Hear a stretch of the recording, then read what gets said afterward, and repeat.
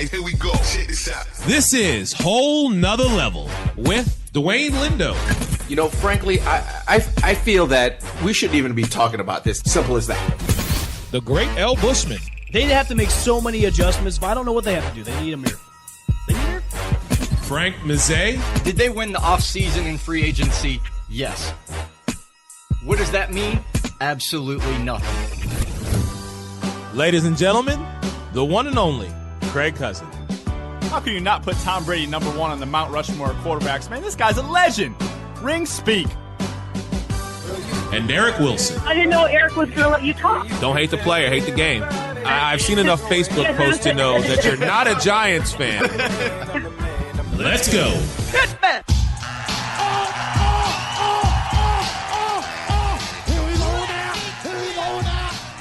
And welcome, everyone, to another edition of Whole Nother Level right here in Cowork, Florida. This is your man, Eric Wilson. I am joined by the factual Frank Mazzei and the great L. Bushman. Gentlemen, how are you this evening? I'm okay. I'm all right. How you doing? I'm doing well, thank you. We are here live every Tuesday from 6 to 7 p.m. You can check us out on Spreaker.com, Raw Talk Online. As always, the replay is up on our website, www.HNL3.com. Sorry. And the number, listen, you can play It's Always Sunny in Philadelphia when I'm talking, baby, Well, because that's the way it is. It's going to be for something later. 813-699-5353 is the number to call to chime in. We want to hear your thought and opinion.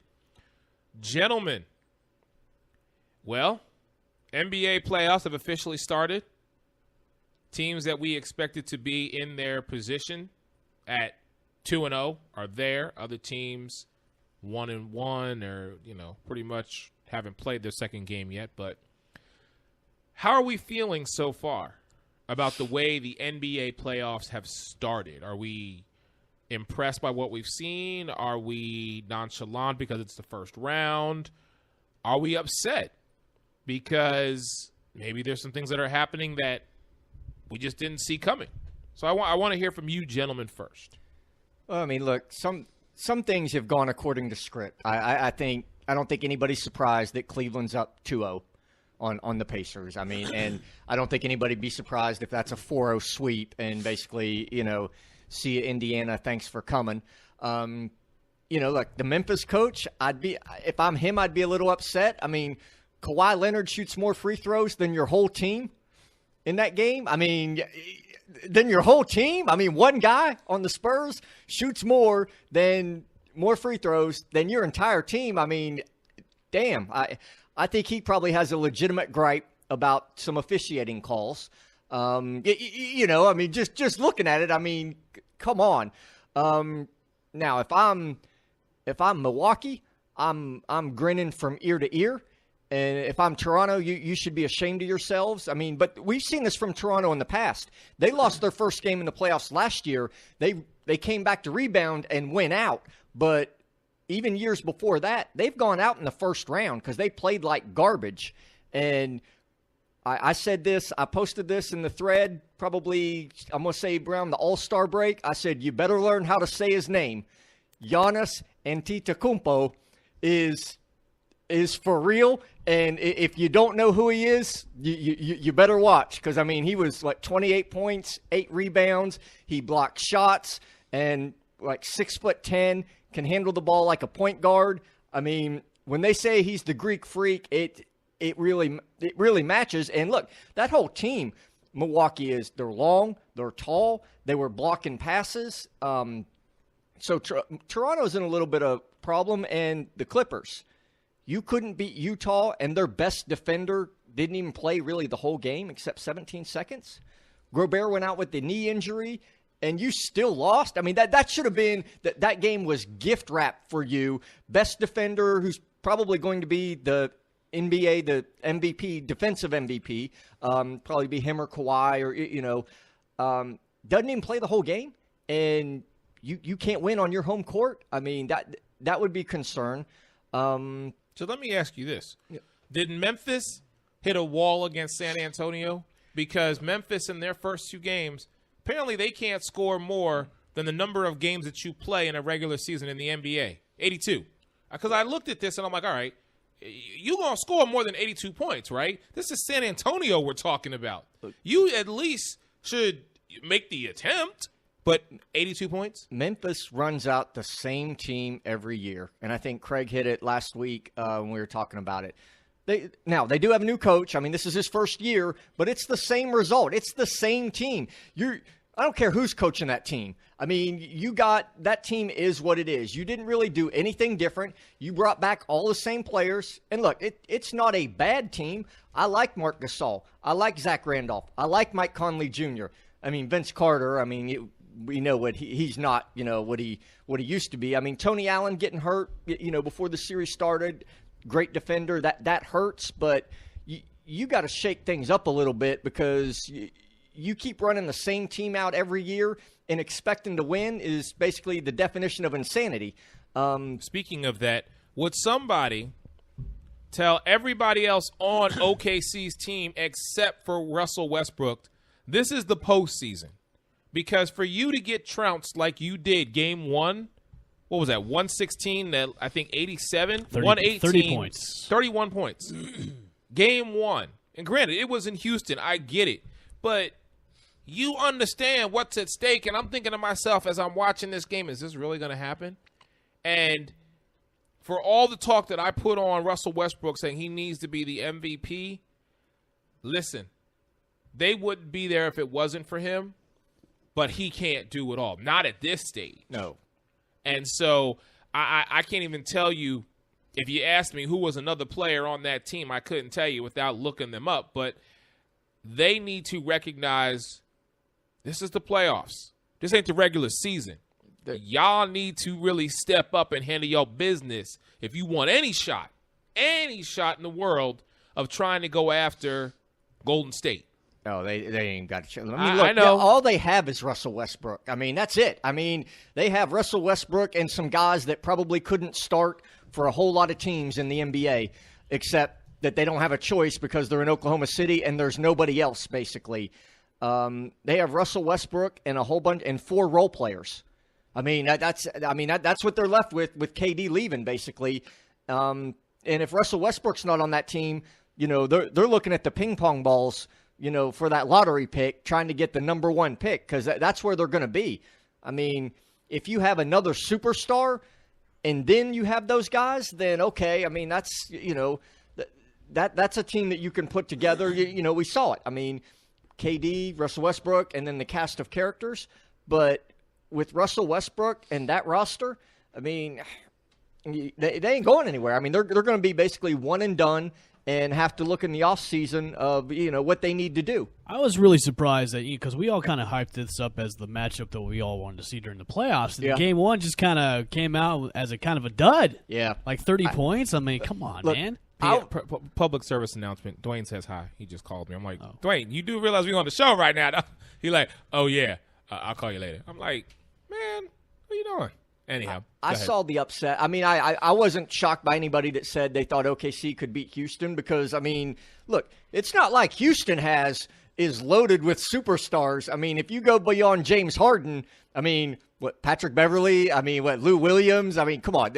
There's no names that, jump out at you like, oh, man, these guys. I mean, so, it's not like OKC doesn't really have much of an excuse because Houston's kind of there in a similar position. Maybe they have guys that are a little better talented, and then they just jack up them threes. I mean, and basically run that Mike D'Antoni, we going to outscore you, and, yeah, defense is optional. And speaking of teams that I think really just finally they're finally clicking on all cylinders, and we're starting to see it. I mean, I know they were like this during the regular season, but with the injuries that happened, and guys not all playing together, Golden State, man. I mean, this is just crazy. First off, KD, 32-11. Draymond, 19-12. I mean, Clay and Steph had 15-3, 29-5, but their bench, what's his name, Clark? Man paid for 12 minutes, had 12 points. Coming off the bench. I'm like, okay. A point a minute, shoot, that's... Yeah. So, I'm actually... for the first time this whole entire NBA season, I'm looking at this team, And I'm saying to myself, they might actually do it, Great L. Bushman. I know you say no. I know you say Golden State is not going to win the ring this year. I get it. But if game one is an indication of what we can expect moving forward, I have to say, I got a little shake in the boots. I really do. I mean, I'm on record. I mean, I picked them to win it at the beginning, so I'm sticking with it. And look, Cleveland, I mean, yeah, granted, they're up 2-0, but it's not like they've looked great beating Indiana. And it's like there's so many, unless they're just sleepwalking through it because, it's Indiana and they're not scared. I mean, okay, that could be it, but their defense isn't playing that good. I mean, if they come up against somebody that actually shows up and plays, they're going to have a world of hurt. And look, if they bring that kind of effort into the finals, even if it's against San Antonio even, they may be going home in 4. Wow, you're saying 4? I'm saying if they come in and play with that kind of effort, the way they've been playing the last – I mean, look, losing record after the All-Star break, losing record on the road. I mean, you bring – yeah, but 4? Come on, you got to give them at least 1. I mean, damn, Frank. You bring that kind of effort. You come in and play against Golden State like that, like you don't care, or against San Antonio, like, oh, man, we're just going to sleepwalk through this. You might be, like I said, you might be home in 4. But what I'm saying to you is,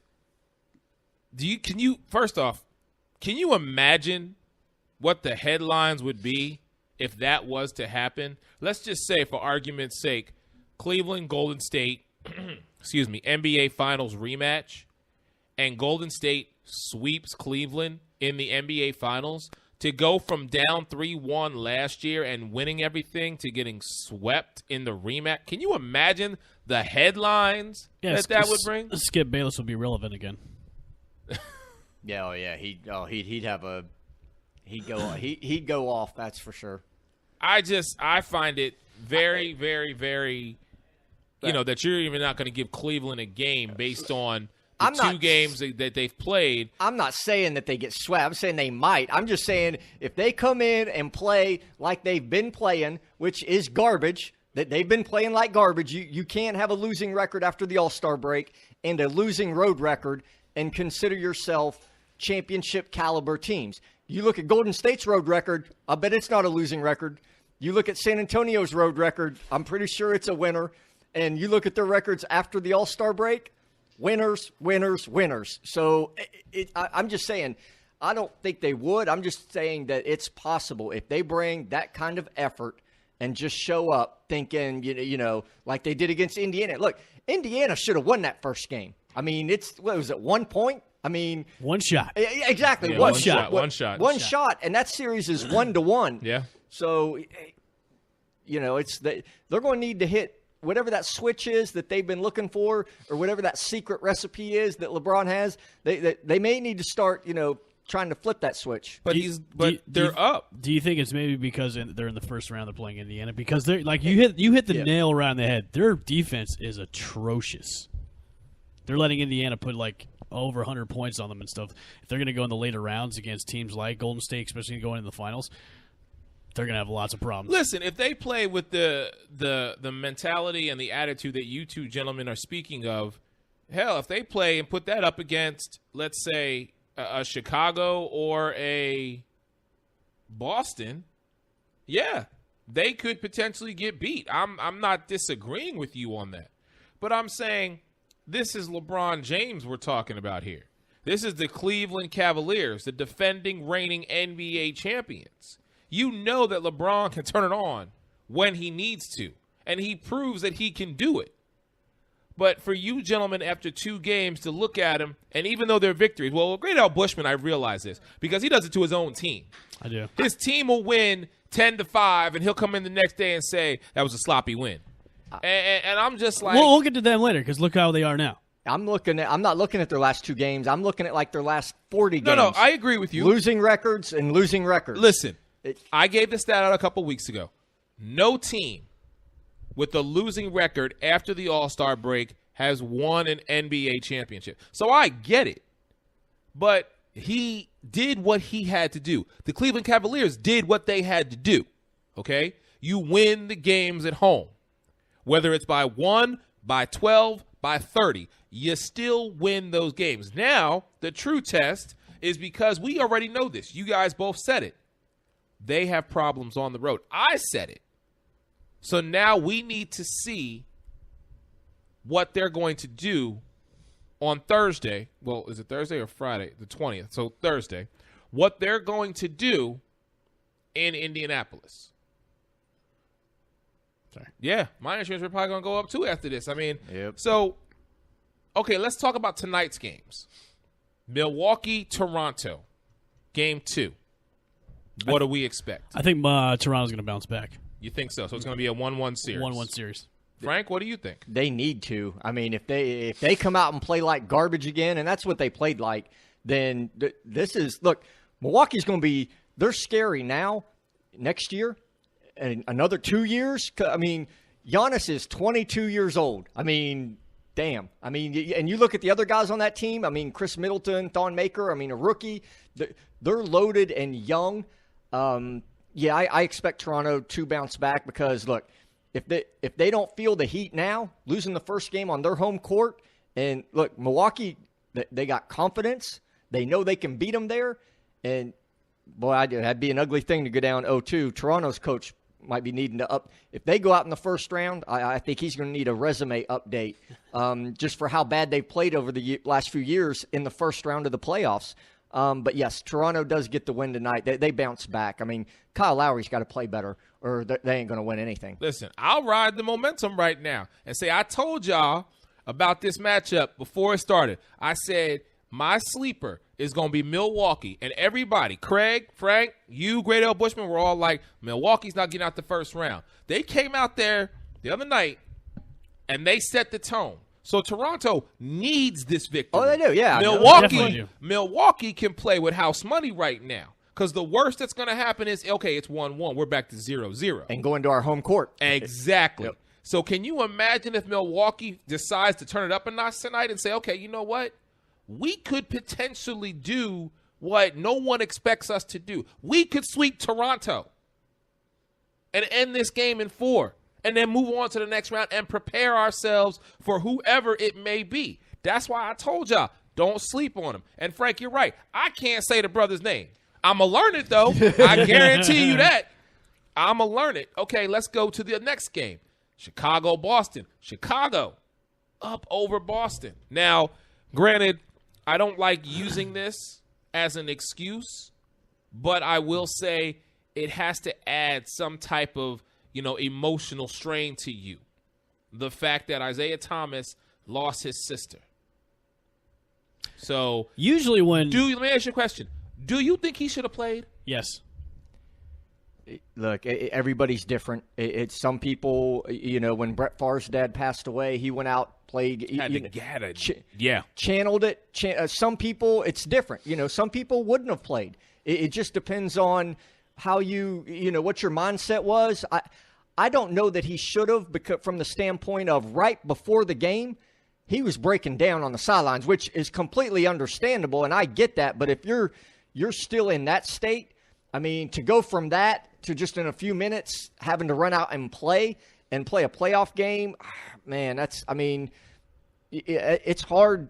It's hard to know, but he wanted to play, so whatever he decides, I think is I'm completely okay with, and he chose to play. So I take nothing away from him. I'm just saying, if an hour, 60 minutes before you're supposed to go do your job, you are in that much of an emotional wreck state, maybe you should just take that time. I understand some people need to, as you say, channel that Brett Favre and just put it into your production on the field, on the court, at the plate, whatever the case may be. But I mean, he did an hour before. he had a pretty good game. He had 33 points. And usually when, and this might sound a little morbid, usually when an athlete has a person close to them die, they usually go and ball out. No, I listen. We've seen it happen, but look, they didn't lose that game because of him. No, they did. Boston, the rest of the players on that Boston Celtics team need to recognize that Chicago, like I said it before, you did. As an 8 seed, Yep. scary. Jimmy Butler, Dwayne Wade, Rajon Rondo, that's 3 stars right there, and Boston's in trouble if they don't get this win tonight. They may be in trouble even if they do win tonight, because Chicago's not like a normal 8 seed like, that we've seen in the past in the East. Like, how they're an 8 seed just goes to show, they had injuries and probably some underachieving. But now that it's playoff time, if they can figure it out and click together, Chicago could make some noise. Boston could come back to this game 5 and be down 3-1. Yeah, they could. They need. So Boston need. So we're gonna say Boston needs this win more than Chicago tonight. Yeah, you don't want to go down 0-2, and then especially on your home court 0-2, and have to go to Chicago. Ooh, I still say the momentum rolls with the Bulls. They beat So you're Boston saying the Bulls tonight. go 2-0? They go up 2-0 going into Chicago. All right. What about the last game, the late game, Utah and the Clippers? Frank, you spoke on it earlier. Utah was my upset pick. Look, they were my upset to beat the Clippers, and the fact that they did it without their best defensive player, look, something needs to happen in Los Angeles. And let me rephrase that. Something will happen in Los Angeles if they go out in the first round. Somebody's going to lose their job or a title. If Doc doesn't lose his job, he's going to lose that title of president and personnel operations, whatever it is he's doing, because he's not done a good job of putting together an actual cohesive team. They just have a few decent players, but Stephen A. Smith was on him. Mbamute, Luke Richard, Mbamute I could probably shoot better than him. I mean, and this is what this is what you're running out there. I mean, yeah, you got Chris Paul, Blake Griffin, and DeAndre Jordan, but beyond that, I mean, you got problems. And Utah, I mean, can you name? I mean, Gordon Hayward. I mean, it's not like they're a superstar loaded team. I mean, Joe Johnson is there. I mean, he's probably their only, he's a veteran, been around. Right. But they got a lot of young, hungry guys that are just coming out and playing. So. And see, I said the same thing about Boston. I said, even though Boston was playing the Dwayne Wades and the Jimmy Butlers and the Rajon Rondos, collectively, you don't have to be great. Collectively, you just have to be together. And I don't think Utah's had a big name since Karl Malone. John Stockton. John Stockton. Well, they got they stole a pick from the Brooklyn Nets, which not that that's any big deal. I was like, wait a minute, who hasn't stolen a pick from the Brooklyn Nets lately? They got their number 3 pick a few years ago in one of those horrible trade deals. I think it was Derek Favors. So I mean, they have talented guys there, and they've drafted pretty good. They're young guys, right? So this should be a game. This should be a series where the Clippers come out and basically say, all right, we the veteran team here. We going to spank your little butts. You guys ain't ready for grown man playoffs right now. You guys need a few more years, of up and coming before you start contending. And yeah, it ain't happening. I don't think it's going to happen either. I think this is the free-for-all of the Clippers. Yeah. This is the last of Doc Rivers. This is it. This is it. Just so both right. of you are saying that Utah's going to win tonight and make this series 2-0. Yeah, I think so. I would go as far as saying a sweep. Whoa. Wow. Grobert's not playing, I don't think, in this game either. Of course, they didn't need him in the first game. I'm going to say that if those players have any kind of love for Doc Rivers, they got to come out and play tonight. So I'm going to give them the benefit of the doubt and be like, you can't go down 0-2. I'm still saying, in Doc I trust. I know that sounds crazy, but Frank, you know what? You are right. He is not playing tonight. I'm still going to say Doc's going to talk to this team. And what was the word he used when he was coaching Garnett and them? Umbato, whatever. Mbamute, No. There was a word that Doc Rivers used. I don't know. When he was coaching Garnett, Pearson, Allen, and it meant family. And I think that's what needs to happen tonight. Well, that's who he needs. He needs Garnett, Pierce, and Ray Allen to walk through that door. Well, I know what he needs. Those two guys could probably play better than the active roster right now. Yeah, exactly. But with what he got, I think they need to rally together. So I'm still going to ride with the Clippers and say they tied this series up. You've got to find a way to get your head on straight going into Utah and try and pull at least another game from these guys. But it has to start tonight. So, all right, so Frank Scott, you've got Toronto. Great Old Bushman, you've got Toronto. I've got Milwaukee for the first game. You two gentlemen. Well, Frank, do you have Boston tonight or do you have Chicago? I do have Boston getting a win tonight. You have evening Boston it out. tonight. You have Chicago, Great Old Bushman. I'm going to roll with Boston and say they rebound and they even out. And you two gentlemen have Utah No. Frank, you and I have the Clippers. I'm going with the Clippers to tie it up. And you have Utah tonight. Those are our picks for tonight's games. They're going to be these are key games for some of these teams, and we're going to see what happens. But all right, let's take a break. When we come back, of course, we got plenty more to get into. You are listening to us Whole Nother Level right here live at Cowork, Florida. We'll be right back.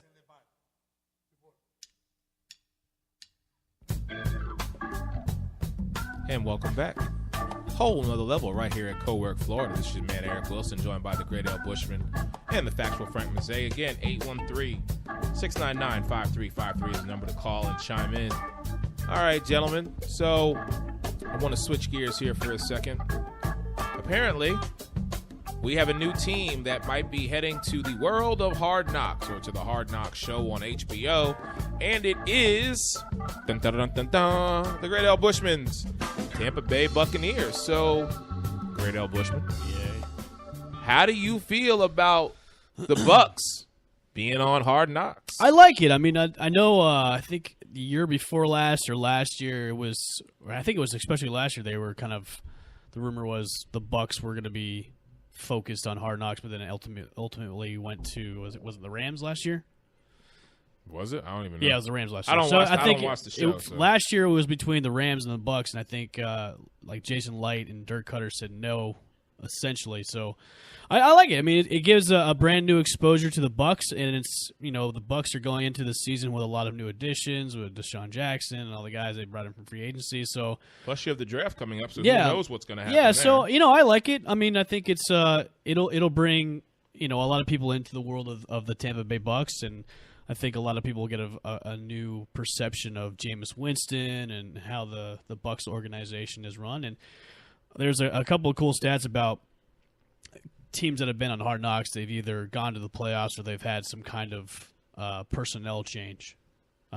We all know what happened to the Rams, but the year before that, the Houston Texans were on it. They went to the playoffs. So it's unlike the Madden cover, where whatever player goes on the Madden cover for PS4 or Xbox, they have an injury, a freakish injury, and either ends their career or ends their season. So Hard Knocks is a little bit opposite. You either have a personnel change or you go to the playoffs. So I think it's a good thing. I think it's So which do you, unbiased, okay, which do you think is going to happen? Personnel change or playoffs? Because listen, well, I'm hoping playoffs. I said be unbiased because here's the thing though.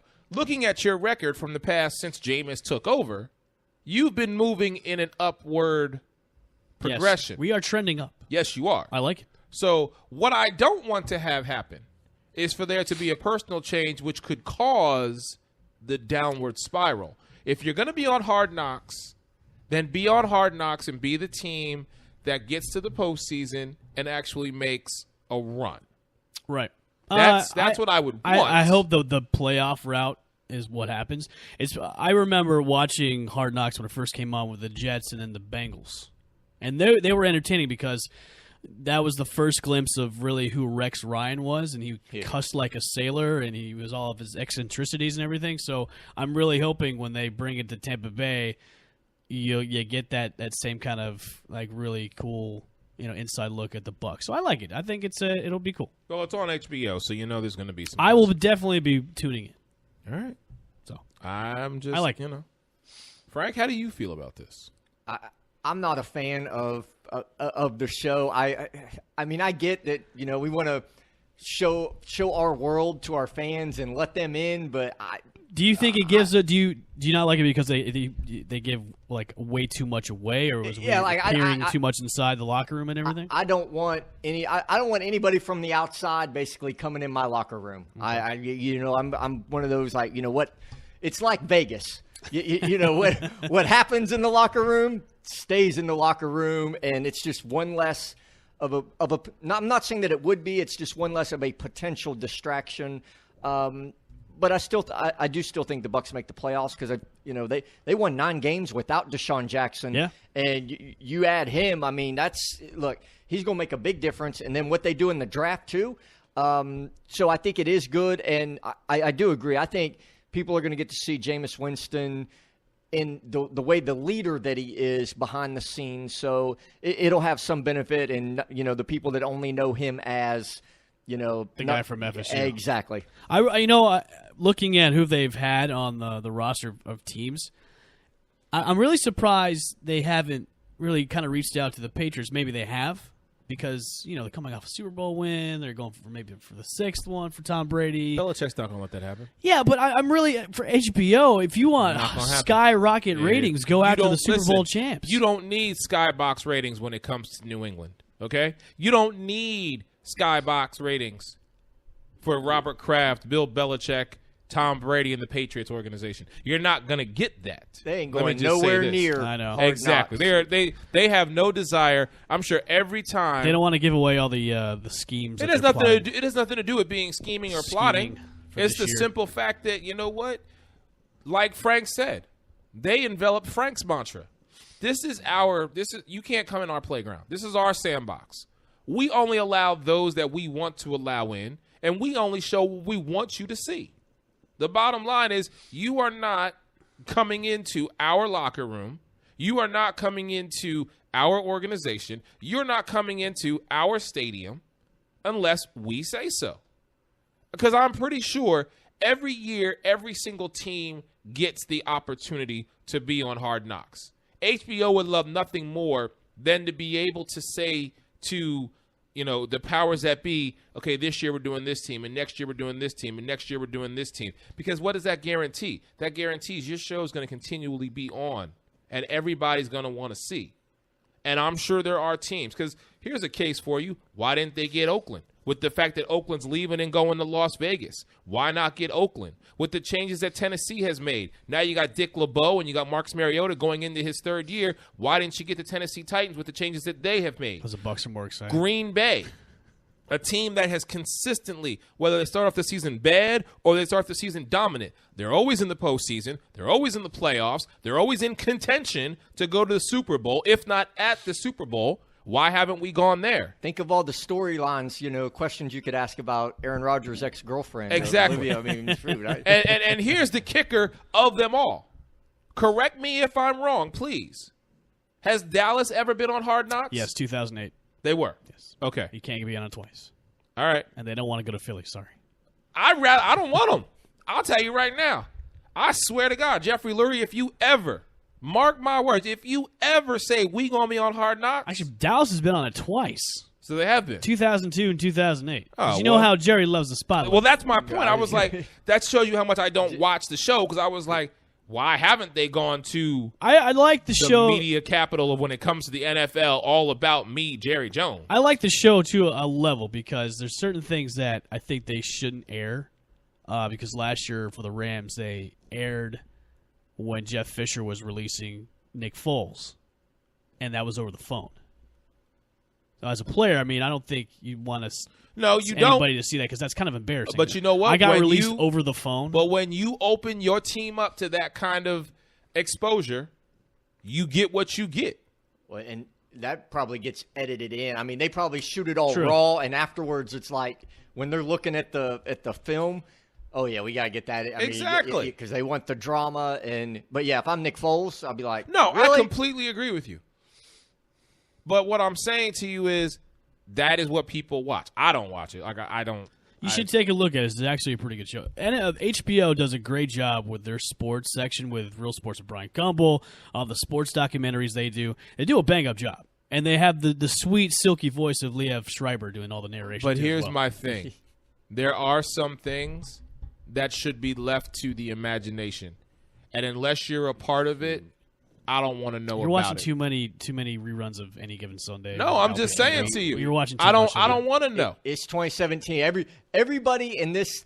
Everybody's got a reality Everybody TV show. feels like they need to know and have the right to know everything about everybody and If everything. I want to know, I'll go find out for my damn self. So if the Eagles were on it, you wouldn't watch it?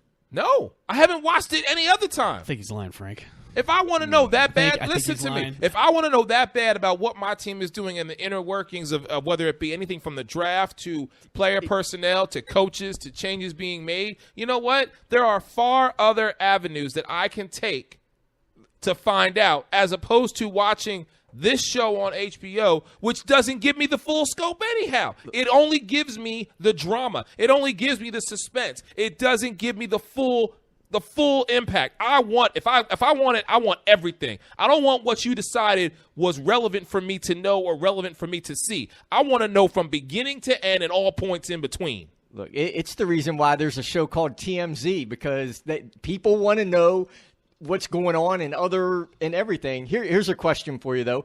If New England was on Hard Knocks, would you watch? Hell yeah, he would. Nope. He'd watch it wearing his Tom Brady jersey. Nope. I wouldn't. Again. I think Russell would get him on the couch. Russell would watch it. Russell would get him on the couch. Russell would. Eric Yes. would walk by and go, Russell and "Ooh, Craig would watch it. Ooh, what are you I don't- watching?" listen And to he would me. sit down and watch a Listen little bit to of it. me. I don't have, if I want to know that bad, I think he's lying. if I seriously and truly want, listen, I could very easily find my way to Tampa Bay, which is 45 minutes, an hour from here, and go talk to somebody up there and say, I want the real deal. I want the raw version. I don't want the edited footage. I want the raw, uncensored, 100%. Well, it is uncensored. No, it's they, not. They cuss and Because- stuff all the time But they on the still show. clip stuff.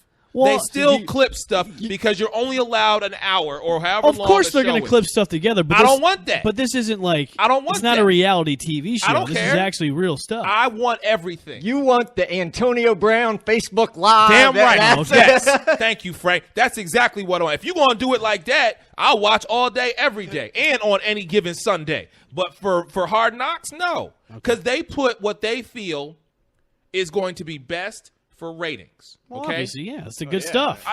And I'm fine with that. Still but think he's lying about the Eagles and the but Patriots, I don't want that. When it comes to football, I don't want that. When it comes to football, I want everything from beginning to end, A to Z, start to finish, from 0 to infinity. That's what I want, and all points in between. Now, listen, when we edit stuff for the show, that's us giving the people what they want. I'm not one of those people. When it comes to my Philadelphia Eagles or when it comes to football. For basketball, yeah, give me the mix of the glitz and the glamour and all this stuff. When it comes to baseball, same thing. When it comes to hockey, same thing. Tennis, golf, call it what you want to call it. But football, I don't want the glitz, the glamour. I want what you swept under the rug. I want everything. And I want it from start. I don't want you to miss a beat, skip a beat. I want it all. All right, you're getting way too fired up about Hard Knocks. Well, I'm saying. You're way too fired up Especially about for a it. show that you don't even watch. You're right. And it hasn't supposedly- even been aired yet. I don't watch it. Allegedly. I don't. Allegedly. I still think he's got a bucket of popcorn with him. Take my phone. You can look at my phone. I don't watch it. He's I don't still. got it. I think he still has a bucket of popcorn with him. Probably Whatever. this summer when it comes on and everything. Nope. Oh yeah. You gonna have a Hard Knock party now? Every I week? think I might. Yeah. I'm not coming. I'm gonna binge watch too. I'm not coming. Okay. Tell you right now. That's Don't- fine with me. don't- I don't care. Good. Don't invite me. When I talk about it at work, you'll be fine. You'll be missing out, Yep. And especially when you wear a Tom Brady jersey. I'm not. Would you guys get off this whole Tom Brady kick, please? Let's move past this, okay? So let's talk about something that might irritate the great L. Bushman a little bit, since he want to pick on me all the damn time. Hold on, we got a comment. We got It's our good buddy Ben from BS3 Sports. He's on the Spreaker text line. Oh, what's up, Ben? How are you?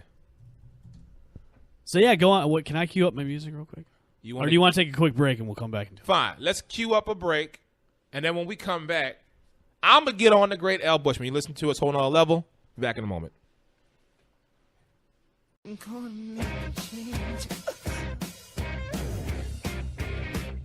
And welcome back to Whole Nother Level right here at Cowork. It's your man Eric Wilson, joined by the great L. Bushman, factual Frank Lizzie. And again, as always, 813-699-5353 is the number to call in. All right, great L. Bushman, since you want to get on me about watching Hard Knocks with my Tom Brady pillow or whatever the hell you said. Tom Brady jersey. Whatever.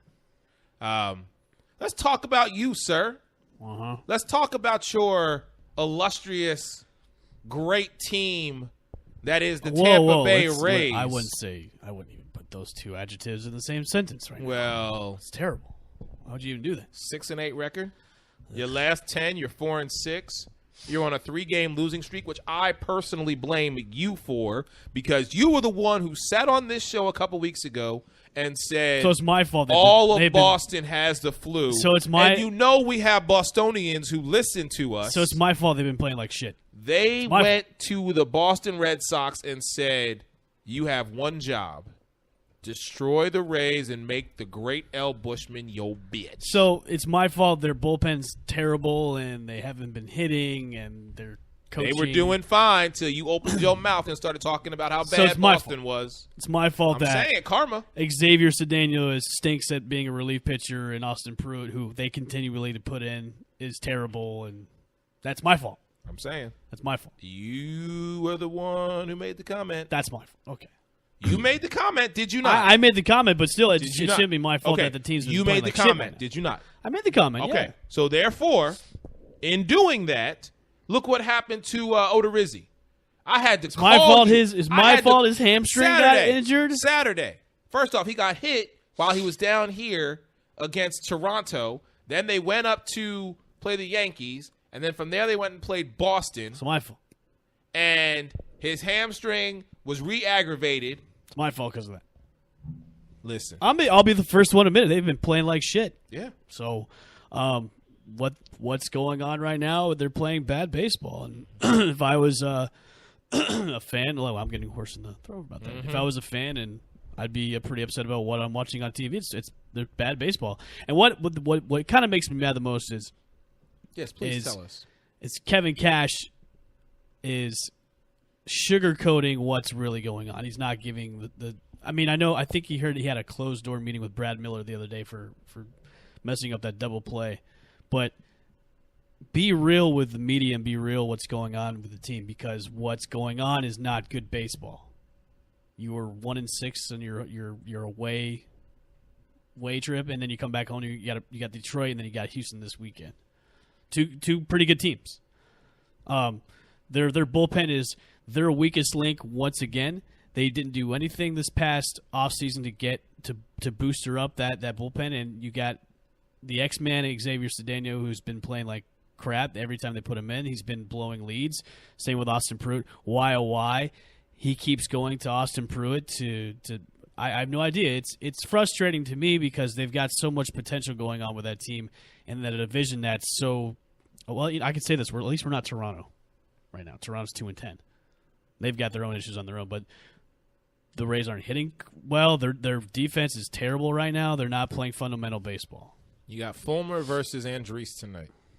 It's a toss up because right now Matt Andriese. I mean, he had a pretty good game the other night against the Yankees, but I'm not confident enough about this team. I'm not confident enough with their pitching, and that should be the most confident thing we should be talking about right now. But it's not. Sad to say it, it's not. Listen, you started off this season. We started off the season 5-2, and that's their best start since 2008 when they went to the World Series. But then when you go off into your road trip where you're playing divisional teams, you need to capitalize on the warm, hot streak that you're going on. But when you go into and get swept by the Yankees, who you took 4 out of the first homestand, and you go into New York and you just forget what baseball is. It's not good. Not good at all. Okay. Listen. I'm hoping for a bounce. I'm hoping they play better at home than He's they. about to cry, Frank. The man about to look at him. Do you see her in tears now? He about to cry, man. I'm just frustrated because maybe it's you gotta do some shakeups, man. And I've said this before. You've got to look at what you have in this farm system, and what they have in the farm system right now is better than what it is that's playing in the pros. Okay, you know what? I'm going to do you like you just did Kevin Cash. I feel like you sugarcoating. So here's what I'm going to do. Did I sugarcoat anything? Hold on. Let me do this for you. Ladies and gentlemen, the thoughts and opinions of the great L. Bushman from this point forward are his and his alone. So with that, I'm going to let you loose. But here's my question. You talk about the bullpen. What's the GM doing? I mean, you had the whole offseason. That's your job, is to give the manager quality pieces so that he can actually manage and make moves. And he had to know that the bullpen wasn't that good, and was just I can't imagine he was sitting there like, you know what, it's just going to all get better from last year to this year, just like that. Well, and I had to do a little bit of crazy in there. It's fine. We go into the season, and this is their Achilles heel. Is they have to cut corners where they have to because of payroll cost. But we all know they can go out and spend the money and get the guys that they can. It's payroll because you're going out and you're getting the Tommy Hunters, you're getting the Sean Tolesons, who these guys they're past their prime. These are old guys that are past their prime, and you're bringing them into your bullpen. They're bargains for a reason. They're bargains for a reason, and you know what? You get what you pay for. Yep. So, and then the one head scratcher I don't get is you bring up a guy, Pruitt, who's never pitched in the major leagues. He's been in the minors for a long time. For a little bit, he's still a relatively young guy, but this is the guy that you saw out of spring that's the most major league ready to be in your bullpen, and out of the games he's pitched so far, his ERA is ballooned to a 20. And you're still going with him. Out of all the guys that you have down in the minor leagues, you can't flip-flop him for somebody else that's a lot better. That, to me, that's poor. That's being a poor general manager. That's being a poor manager to begin with, because you're not going to the guy that should be in the inning. Forget about matchups. Forget about matchups altogether. That shouldn't matter right now. You should get a guy that's actually going to do his job and go in and pitch out of the inning and save the game. The other night when they played the Red Sox, when he came in, it was a 10-1 lead. When he finally came out of that inning, it was 10-5.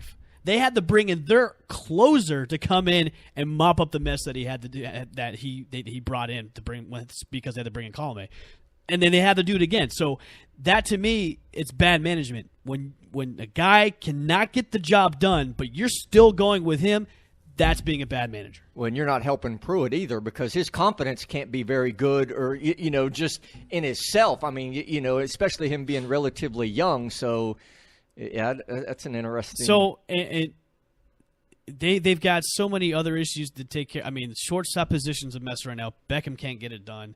Duffy's still hurt. I mean, Robertson's okay, but you still have Adames and everything, but who's still waiting in the wins, who you could bring up, but they don't. So what do you need to fix it then? That's why I want to know. This is your team, and you haven't even let loose yet. I'm to the point. Okay, it's still early in the season. We're only 14 games. I know. in. I mean, it's fixable. I'm All not going to go off yet. So because then, so then, what needs to be fixed? Fix your bullpen. That's number one. So what do? You got to go in your farm system. Who do you bring up?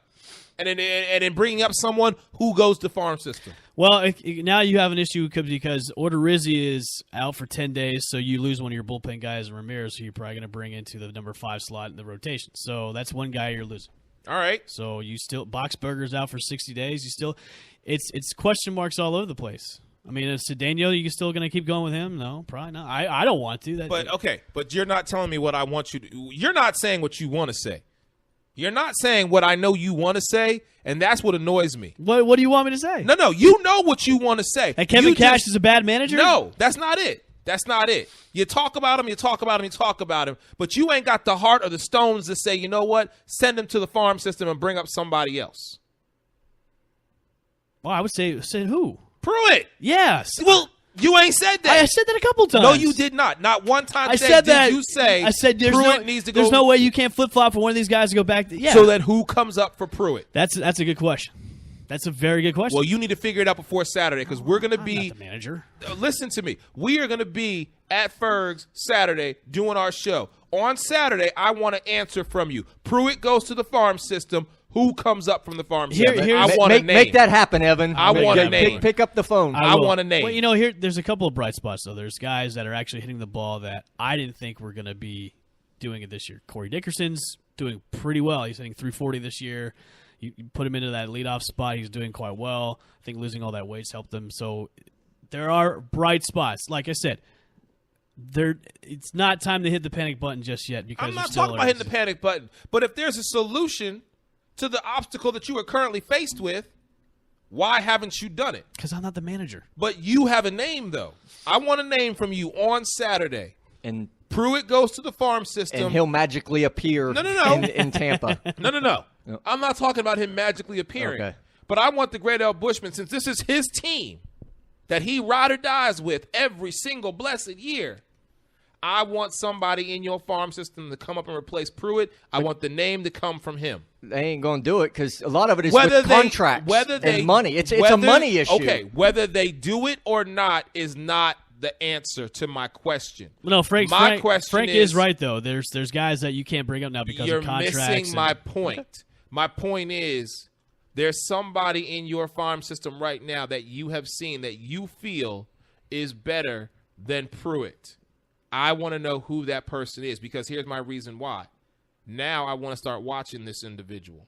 Now I want to see what this individual does because then that, for me, is going to be like, okay, as time goes on, if Pruitt consistently is the Achilles heel, so to speak, yeah, they're all Achilles heels. And you do have somebody who right now is Mr. No Name, why haven't you? And I understand contracts, money, timing. I get all that. But There is. He's just not giving it to us, and that's what I want. I'll get you a name. All right. I want it. I'll get you. Okay. We got about 3-4 minutes left. Anything before we ride out of here? Frank, anything? No, I'm good. You good? Yep. Great Al Bushman, you Yes, couple of quick hits today. Sterling Marte, outfielder for the Pittsburgh Pirates, suspended for 80 games for PEDs. And not only that, he is ineligible to play the playoffs if the Pirates make the playoffs today. wow. Wow, that's a big. That is a big one. One of your boys on the Philadelphia Phillies, Clay Buchholz, is out for several months because of I believe is a forearm. Yeah, forearm surgery. He's going to be out 4 to 6 months. Yeah. He's going to be out. So a couple of big hits to a couple of teams that could use the help right now. And Josh Donaldson, of course, this is a couple days ago. He's out 2 to 4 weeks for the Blue Jays, who need some real help right now. I'm so shocked by this team, the Toronto Blue Jays. I am as well, because to go from where they were last year to just this season, just looking like not even a shell of themselves. I'm really surprised.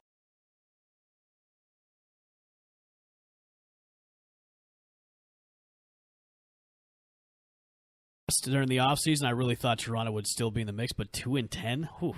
Yeah. That's hard to climb back from, especially even though it's the first month, we're in the first 2 weeks in. 2-10, that's pretty. Yeah. It's tough. No, you're right. I mean, you don't want to dig yourself. I mean, you don't want to dig yourself too much into a hole. Right.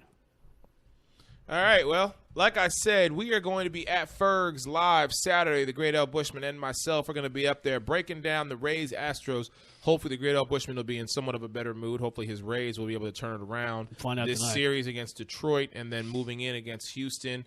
We're going to be there Saturday. The show's going to be from 4 to 5, giving him time to go in. He's going to be in the press box, possibly on the field. So make sure you check us out. Ladies and gentlemen, we got a lot going on behind the scenes here at a whole nother level. Maybe we'll get a hard knock deal. Y'all can come and see our inner workings and see how we do business. But until then, for the factual Frank Mazzei and the Great Al Bushman, this is your man Eric Wilson. And until Saturday, we've taken you to a whole nother level. We'll see you next time. Gee, Ray, what do you want to do tonight? The same thing we do every night, Pinky. Try to take over the world.